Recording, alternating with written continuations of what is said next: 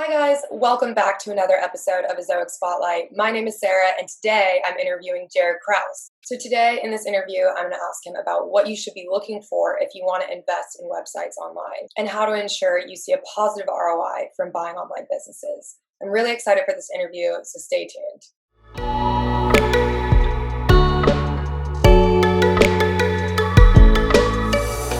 So the first thing I want to ask you is just kind of how you started. What made you kind of get into buying websites online? I'll give you my short hero story version, I guess. I used to be a plumber. I was about a plumber for 10 years. Wow, I didn't know that. Yeah, and it sucked. So I used to save up all my money and I used to quit and then I'd go traveling.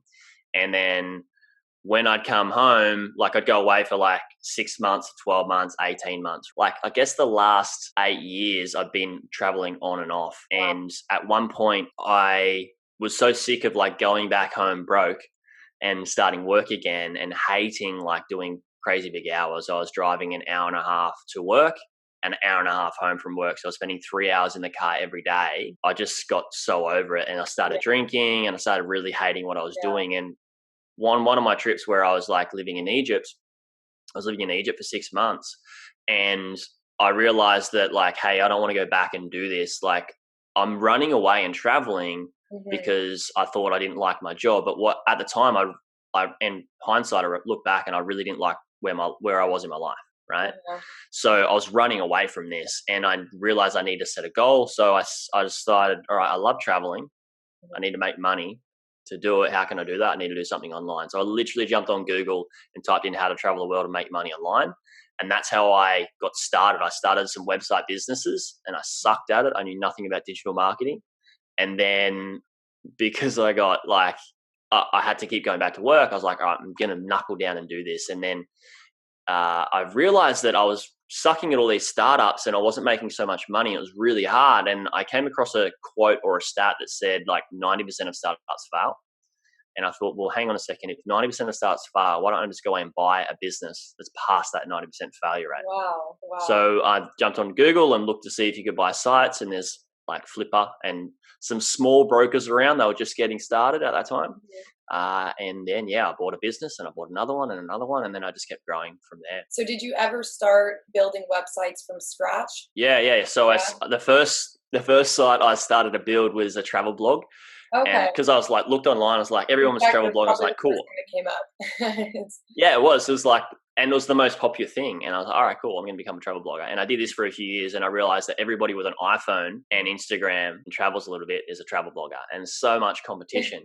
So with all the money that was getting dispersed through the travel industry to different bloggers was dispersed through millions and millions of people. I wasn't very beneficial. I made a bit of money, but it wasn't great. It wasn't enough to sustain the lifestyle that I wanted of moving from place to place and surfing around the world and stuff like that. So that's where I started. And then I realized, all right, cool. This Oz, it was Oz Globetrotter, the website. And then I said, this isn't doing it. I need to sell products. So I started a drop shipping site, set up this drop shipping site. When I got home, I had all these different travel products and I didn't make any money. I thought, all right, cool, I'll build it and they'll come. Then nobody came.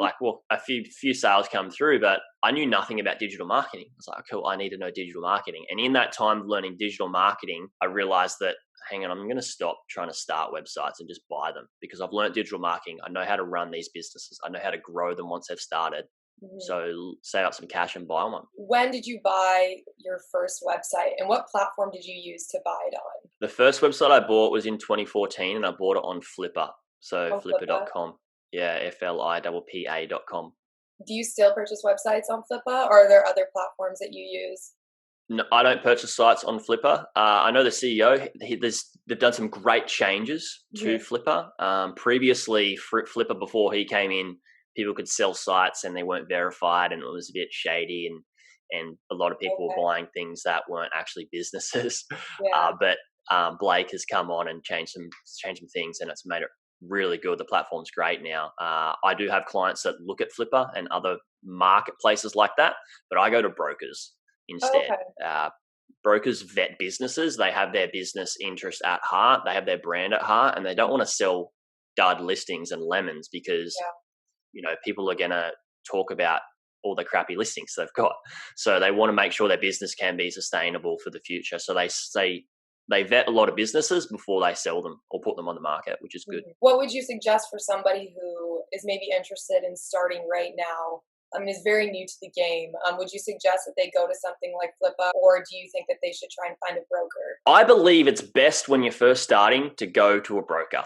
The reason being is because less risk buying a site, in my opinion, if you know nothing from a broker, because they at least have a layer of due diligence that they've done. Like they've done a little bit of vetting. When you go to the wild, wild west of a marketplace, then you don't know what you're looking at. You don't know what risks are involved. You don't know how to minimize or remove those risks. And you just don't know anything about buying a site or what you need to do.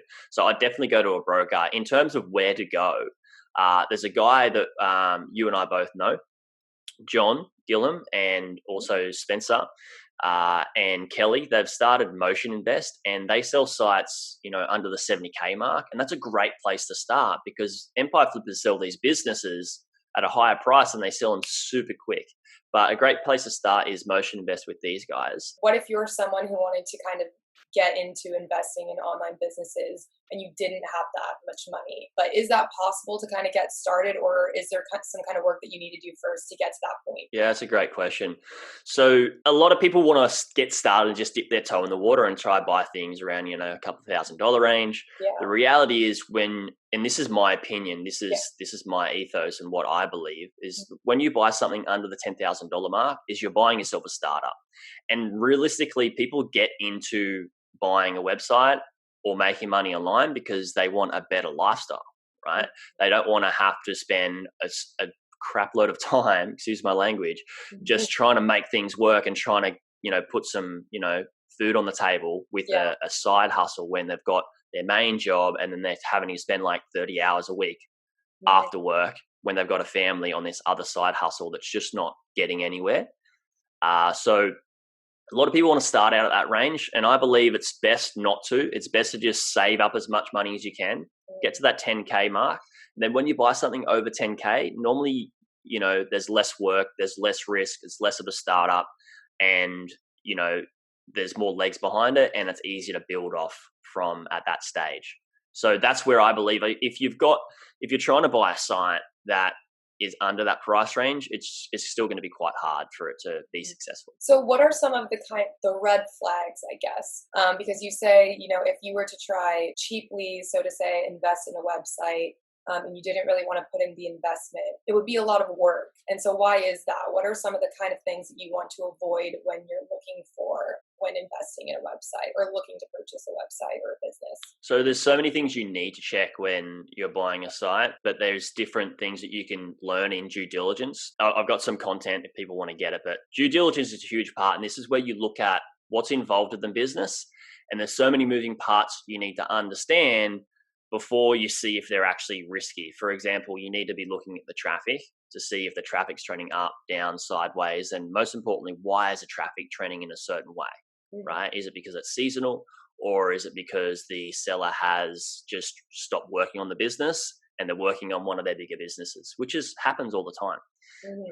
And then you also got to look at the link profiling as well. Like, is there bad links from, spammy sites, or a PBN, which is a private blog network, where the seller of the business may not own that private blog network, but they're paying for links to come into the site, and they could be spammy links.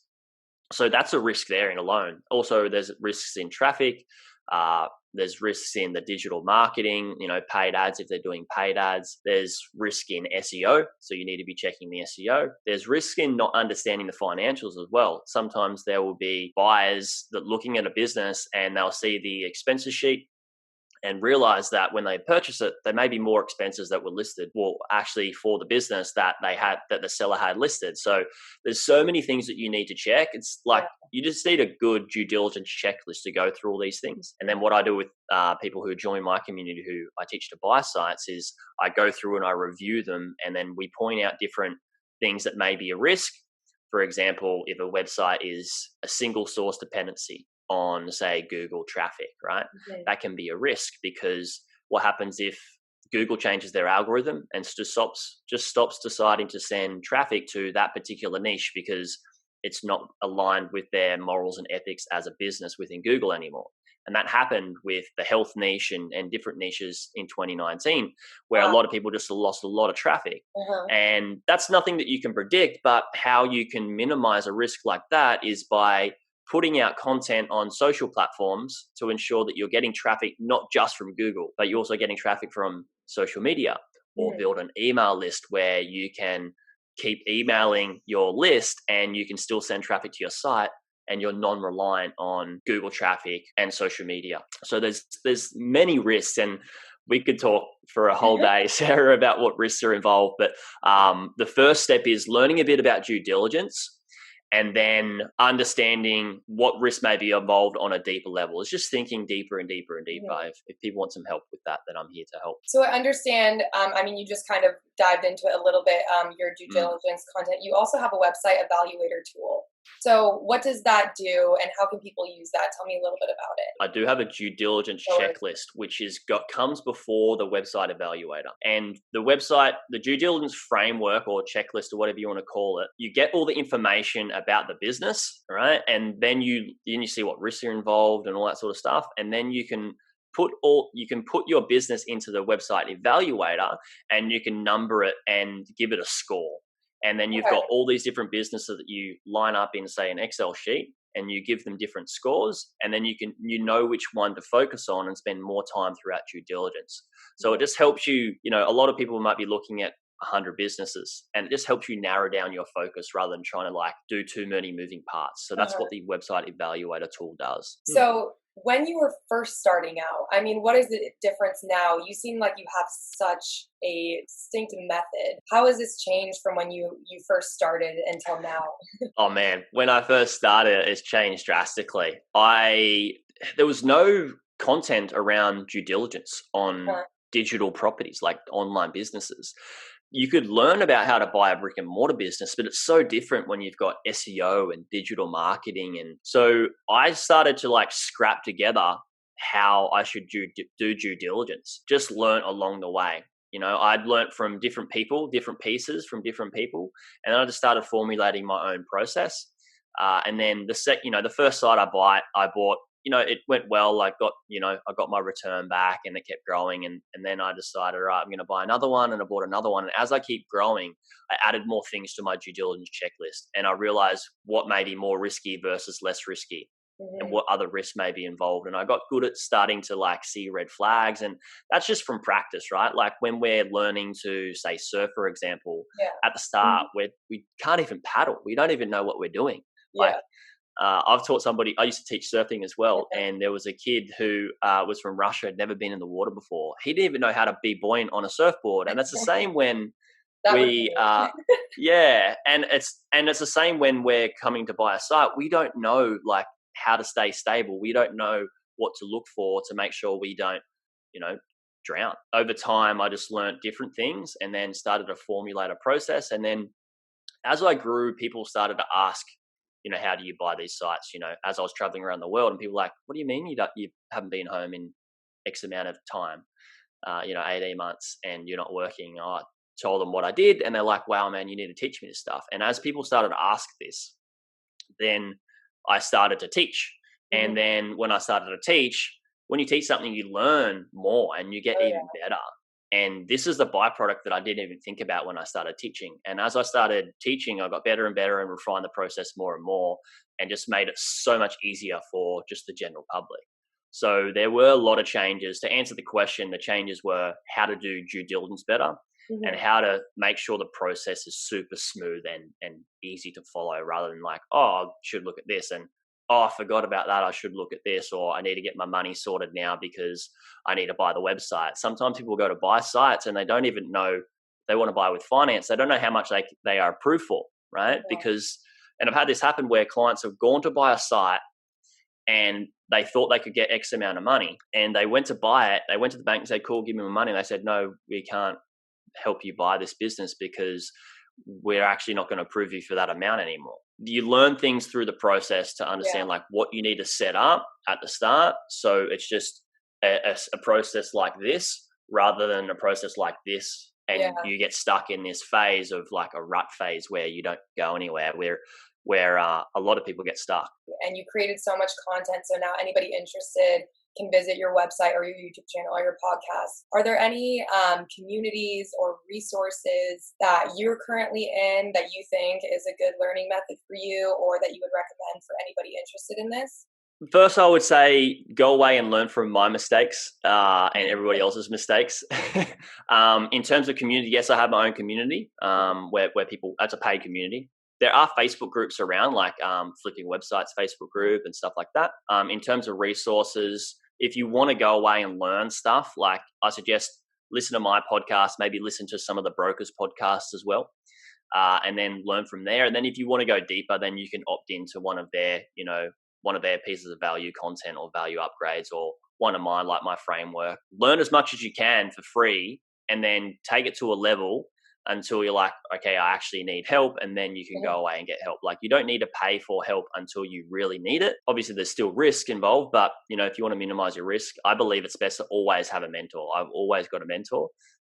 So yeah, learn a lot for free. And then when you're ready to go to the next level and minimize your risk, go away and get some help from somebody. I mean, when you're investing in online businesses, are you buying these businesses to then later sell, or are you using them more as passive income? So there's two different strategies. You can buy them to flip, right? So just like when you're flipping houses, you can buy something that's broken down, needs a bit of work. You can come in, do a good renovation, get it back up to the good growth stage where it's turning over good passive income, and then you can sell it for a higher multiple. So that's flipping websites. Personally, I don't do that. What I like to do is I like to do the Warren Buffett method. I just like to follow what he does because he's the world's best investor in the world. He just buys great businesses and just keeps them and keeps them growing. So that's what I like to do, is I like to buy good businesses and keep them going. Personally, I've sold a couple of businesses in my portfolio, and I've just started narrowing it down. So now I can start working on some bigger things. I got a lot of investors that want to buy into a fund that I'm setting up. I mean, flipping's a good way to go if you want to make some quick cash, but I'm all about the long game in life and business. When you do flip, the downside, and this is me being pessimistic about it, it's still a great way to go. The downside is that you pay a lot in brokerage fees, right? You're buying and then you're selling again, you're paying brokerage fees. And that overall cuts out a big chunk. When you compound all that up over many years, that takes a big chunk out of what your ROI is in the end. How do you juggle having so many, if you wanted to continue investing in websites and you wanted another and another and another, is it ever too much to handle, or how do you manage that? There's too much to handle sometimes. And learn from my mistake here, guys. In about 18 months, I bought 3 businesses, and that were my first 3 businesses I bought. And I just thought, if this site's making X amount, I need to buy another one that's making X amount. I need 4 sites to make that amount, and I'll have my income goals. Like, it's so easy to get excited with the math and the return that websites are making, but it's easy to just go, holy crap! Like,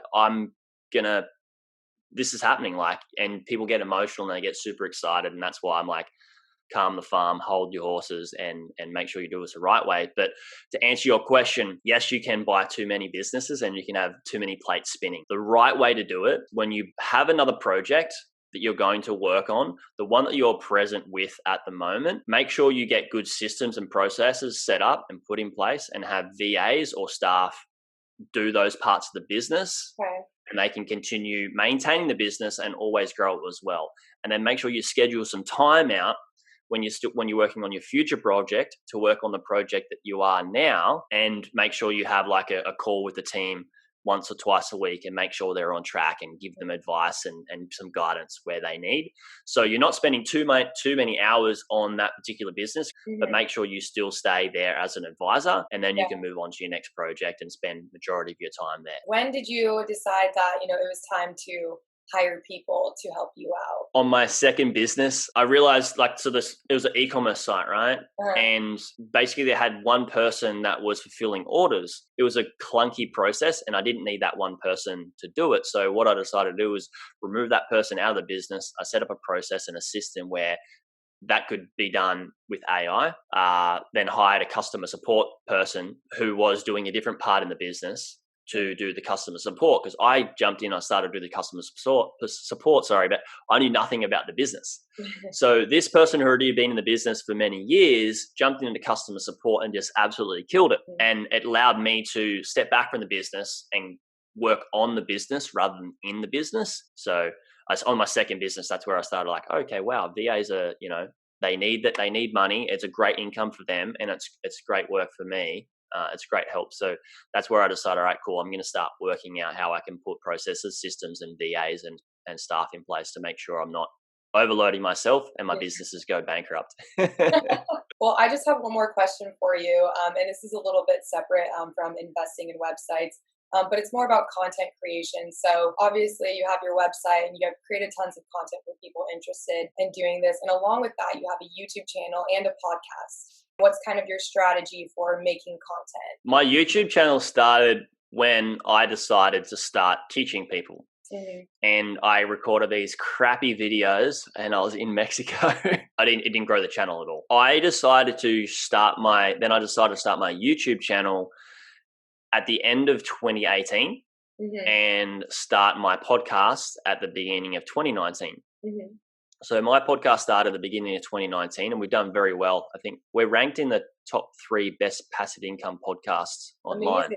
So very, very lucky. That podcast started because I was doing digital marketing and direct response marketing on Facebook, and Facebook changed the algorithm, and I couldn't, they shut down so many of my ads, and I fired like a staff team of 4 that were all my sales guys, and decided I'm going to change my whole business model and start doing content marketing. So that's why I decided to start doing content marketing. And when I started my podcast, I just did the first 10 episodes as audio. And then I realized, well, video is the main thing here. So I started to do video. And then I got my video podcast and started putting it on YouTube. And I also started, getting the podcast production team to start taking little snippets and clips out of the podcast, and I can post them on YouTube and post them on social media. And that's a segue to get people to the full 40-minute episode of my podcast. And I guess the best advice around creating content and building a digital asset base is understanding why you should do it. So what I was doing, and there's a book, it's called Your Life, Your Legacy by Roger Hamilton. I was reading this book, I think 2018, and what I was doing is I was going around and I had a butterfly net, and I was going around chasing butterflies. So what I was doing is I was trying to grab people and catch these people and turn them into sales, right, through direct response marketing. Mm-hmm. Instead, what Roger Hamilton talks about is building a garden. And when you build a garden, all the birds, the bees, and the butterflies come to the garden, and they want to hang out there. And it's easier to build a relationship with those birds, bees, and butterflies, and then help them if they want to make the logical step to work with you next. So the reason, if you're going to set up a content marketing strategy or at a digital asset base, is to understand why, is to build your garden, to make sure you can bring people into your garden, educate them and help them in their journey. And that way it's just, if they really like your content, they like your vibe, and they're learning a lot from you, the next logical step is to just go away and work with you. So that's the best advice, I believe, if you're going to start doing content marketing, is to understand that create a really good garden. And how you create a really good garden is quality over quantity. Mm-hmm. Quality over quantity is such a big thing. I know people that go away and publish 3 podcasts a week or 4 podcasts a week, and they just publish all these videos and rapid content and all that sort of stuff. And it's the same when you would see, because you're into content websites where people are affiliates and all that sort of stuff, and bloggers, especially being on the Ezoic platform, is a lot of people have the perception is that you need to post regularly. Yes, once upon a time that was right. To get ranked high on Google and SEO, you needed to publish content regularly because Google wanted to see that you were updating your website. Mm-hmm. However, when you publish too much content and it's not very good, it's not valuable, Google sees it as, weighing your site down. And then if you have more of that and you keep stacking that on top, then your site gets weighed down so much that it runs slow and Google doesn't see it as valuable. It's the same when you produce any type of content, right? Your digital asset of podcast or your YouTube channel. If you have too many crappy videos, people are going to go in and they're probably going to, you might have like 3 to 5 amazing videos that people should watch. They might go into your channel or into your digital asset base and start consuming some content, but the first 3 to 10 videos they watch might be crap. And they go, this person sucks. They might leave. So I think quality content over quantity is so important. Totally. And then not creating more and more and more, but being consistent with that quality. And what I mean by consistency is making sure you have a good publishing schedule. So if you're publishing, don't make it too hard on yourself. For example, a lot of my guys buy content sites and they go, I'm going to publish 2 posts a week. And I say to them, what if you didn't do that? What if instead you decided to take those 2 posts a week, on your site, which is 8 a month, and instead just do 2 posts a week. And with the time that you would have spent in creating 8 of those posts in that month, put all that time into those 2 that you do create and make them the best on the internet for the subject that you're covering. And that's the same with any content you create on YouTube channel, podcast, anywhere. Don't go to try and do more, but to take that time, those resources, and if you use staff, put all of that into the good pieces of content you want to create. Create less, but make sure they're the best there are out there. Mm-hmm. That's what I believe when you're creating some content.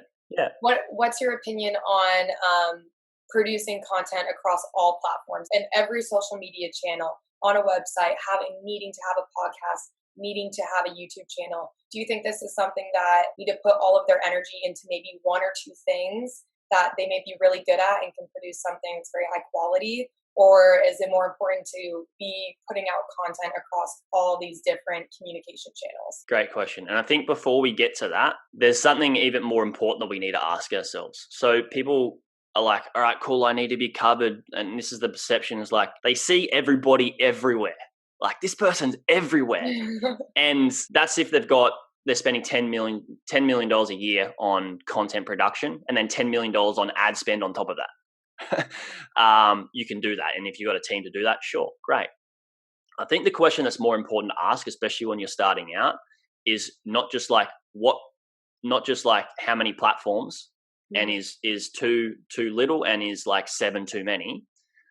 Before we go to working out how many, we need to ask ourselves which platform is best. Before that, there's another question, which is, how do my ideal customers and my target audience like to consume content? Video's huge at the moment, but I know there's people that like to read blog posts over listening to podcasts or watching YouTubes. It depends on what industry or space that you're in. Then there's some people that would rather watch YouTube videos than listen to podcasts as well. Once you know how they like to consume your content, then it makes it so much easier to understand where to publish that content. Because if they like it written, hey presto, your website. If they like it video, YouTube. If they like it audio, podcast. And then understand that you can do too many things. You can be spinning too many plates. So start off with 1 channel and do it really, really well, or maybe 2 channels if you can syndicate that content. So, all right, guys, thank you so much for watching my interview with Jaryd. I hope you enjoyed this video. I'm going to be linking his YouTube channel, his website, and his podcast all below. So make sure to check out some of his great content. And for more Ezoic Spotlight videos,